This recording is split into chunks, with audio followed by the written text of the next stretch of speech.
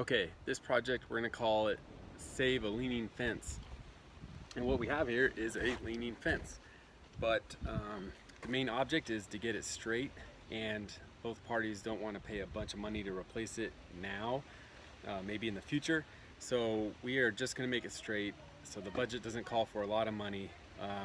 So there's some different methods we can use. We can break up the concrete on these cyclone posts and then re-pour, re-straighten, but then we'll have to disconnect these panels and then reconnect them, make sure it's all stringed and lined, but that ends up costing more labor than they're willing to pay. So we've all, as business owners, been in a situation where they want more than what they're willing to pay for. So we're gonna make the best of both worlds. And what I'm thinking to do is dig a little in front of these concrete bases here, and then we're gonna pull it, and then we're gonna use some crushed lava rock, and it'll act like a crushed stone, where they use those in like railroad tracks and bases for foundations.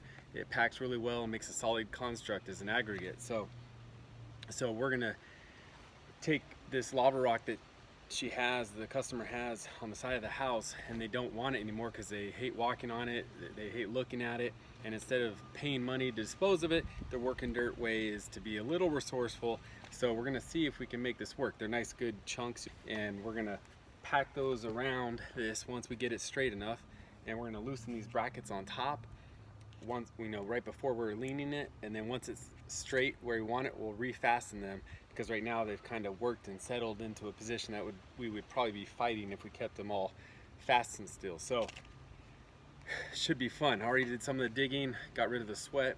Now I got to do a little more, so stay tuned. The tools used for this are going to be a nice long crowbar with a tamper on the end of it, and then we got a traditional crowbar. It's like 4.5 feet, pick, and then a hoe if you need, and then of course your guns. Okay, we've used a small little trench shovel to get the small crumbs around the post base, but they're dug out now about 18 inches deep. You can even use like a shop vac to suck out the small crumbs, which is, because it's hard to get down in there. And so now we're ready to put in the lava rock, which is going to act like our 3/4 crushed stone. So as you can see, they're nice and big, which is what you want, so that they can interlock and not move around as if they were like sand or small pebbles. And then we have our post vertical. We'll get it just right, maybe use a brace to hold it there while we pack the rock in. And these you can find at Home Depot or Lowe's, which are your post levels. So there we go, and we loosen the tops so that the fence can adjust while we get it straight, and you'll see how it goes.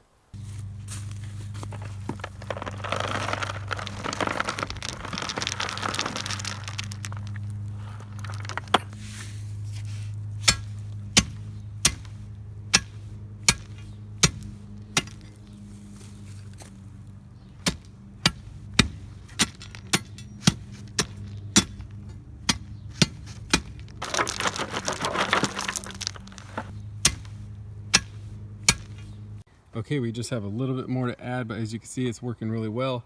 The top might look just a little loose, but when you hit the top and you're tamping really hard, it's going to vibrate just the top, but the bottom layers are very packed in there. I would do a little on the back and then a little on the front. Keep checking the level, and as you can see, we are level. So yeah, so it's just a back and forth about 2 or 3 times, adding a little bit and a little bit to each side, not all at once, or you'll screw yourself. So that's the way we're doing it.